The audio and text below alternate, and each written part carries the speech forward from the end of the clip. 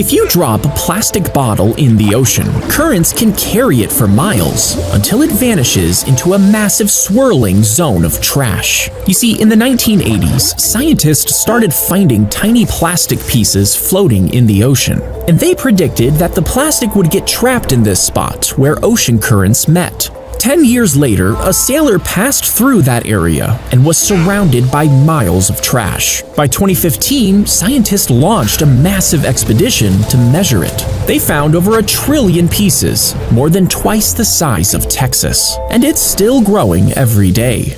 The popcorn is poured into the chamber, and the lid is screwed tightly shut. Next, a small stove is lit, and the chamber is balanced over the flame. A handle on the end rotates the chamber, and this heats the metal evenly, causing the kernels to pop, and the air inside expands, creating intense pressure. When the lid is opened, the pressure inside suddenly explodes, shooting the popcorn into the bag. If a frog grew to the size of a car, it could definitely swallow you whole. But frogs eat by opening their mouths wide and sucking in their prey. Now, even if it managed to swallow you, it can't digest something that big. It would eject its entire stomach through its mouth, flipping it completely inside out, forcing you up its throat. Then the frog swallows the stomach back down, putting it back in place. The dogs were strapped with explosives and starved, and treats were placed underneath the tanks. The hungry dogs learned to run underneath them in search of food. Then the explosives were fitted with a trigger stick, and in battle, the dogs would run under enemy tanks, thinking they'd find something to eat. The stick would hit the vehicle's side, setting off the bomb and killing the enemy. But when they tried this in the field, the dogs actually ignored the enemy tanks. Instead, they ran toward their own tanks, since they had been trained on those. Sadly, the soldiers shot them before their own tanks would explode. There was a staircase in the middle of the village that led straight into the sky, with no end in sight. Twice a year, they held Ascension Day, where they chose a name out of a barrel. It was a great honor to be chosen. The villagers would beam with pride. His sister fixed his hair and gave him a tearful hug. She would see him again when she was chosen. The elder pressed on his chest and studied him for a moment. Then he stepped aside without a word. He climbed as the villagers cheered. But as she watched the cloud swallow him, something felt terribly wrong. Later that night, she snuck through the village and got to the base of the stairs. Climbing them without being chosen meant your name could never be called. If she did this, she might never see her brother again. But she couldn't shake the unease, so she started climbing. As the village disappeared below, the air got thinner and it was cold. She found a door. It opened with a groan. Inside was a long table with 2 strange figures at either end. One of the figures reached out and lifted the lid from the largest tray. She froze in disbelief.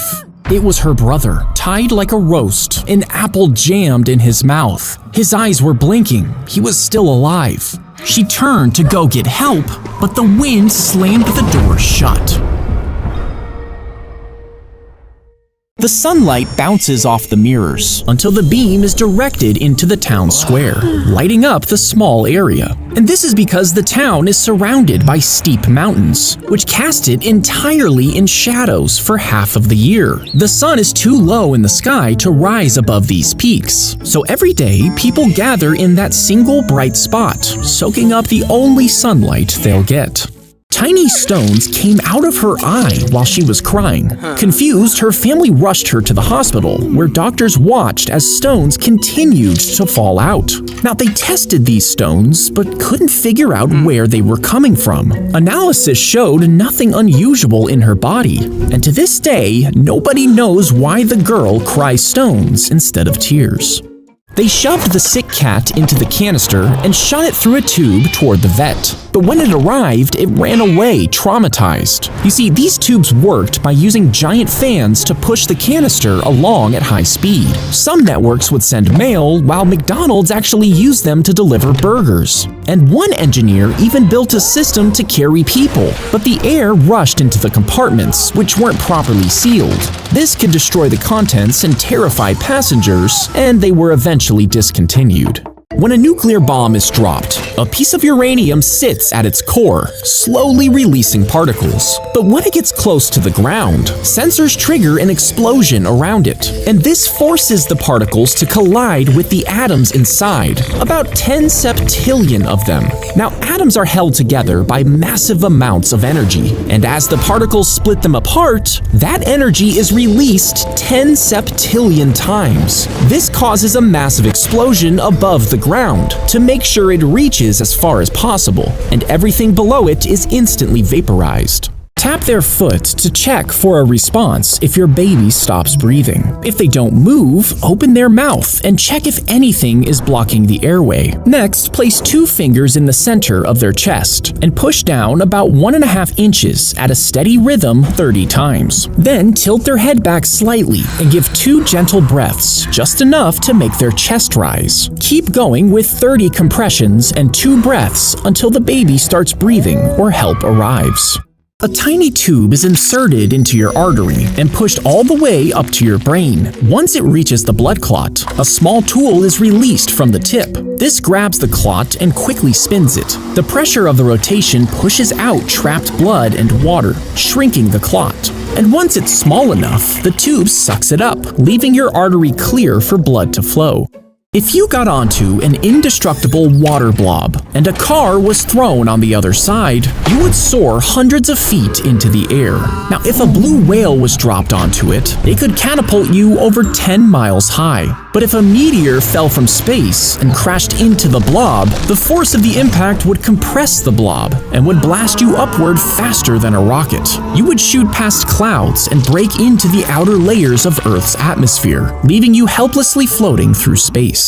Can money actually grow on trees with enough science? Well, you'd have to look at the tree's DNA and find the parts that control its leaves. Using a special protein, make a tiny cut in genes that control shape and color. The DNA will try to repair itself, and as it does, you can sneak in new instructions.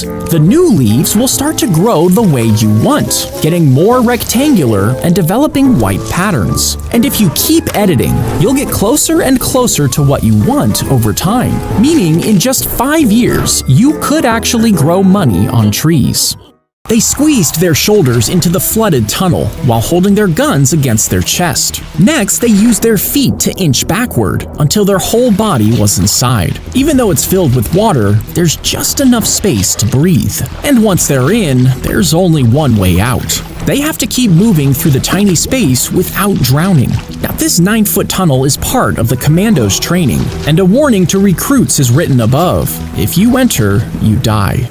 If you dropped an ant off the Empire State Building, you might think it would splat on impact. But as it fell, the air resistance would create a cushion of drag, slowing it down. And since it only weighs a fraction of an ounce, the force pulling it toward the Earth is tiny. Even when it reached its highest possible speed, it would still only fall at a few miles per hour, and its tough shell means it would hit the ground before walking away unharmed.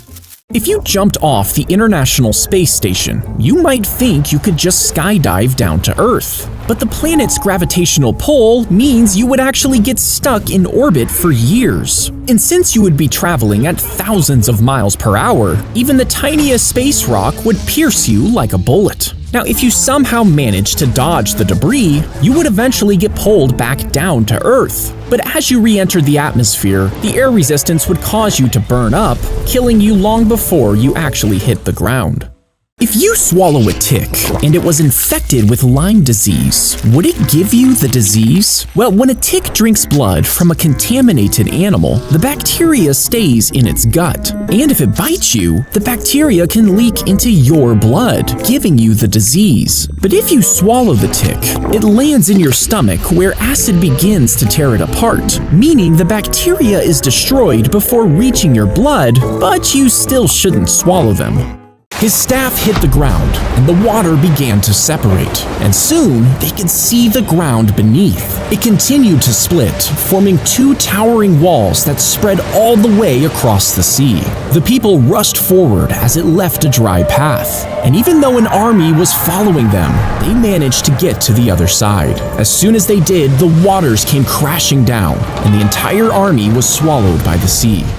How long would it take to pressure wash the Great Wall of China? Well, it's over 13,000 miles, long enough to reach more than halfway around the Earth when stretched out. And if one person pressure washed it non-stop, it would take them over 2,000 years to finish. By the time you reached the end, where you started would be in ruins. To speed things up, you should have 1,000 people working around the clock, then you would finish in just over 2 years.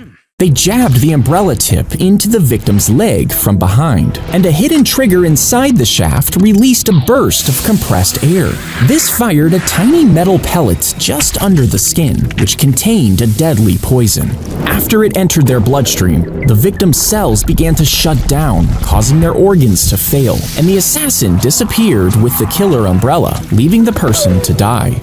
He took pictures as the ash burst from the volcano, racing toward him at over 100 miles per hour. But he didn't run. You see, he knew there was no time to escape, so he kept documenting the eruption as the sky went black.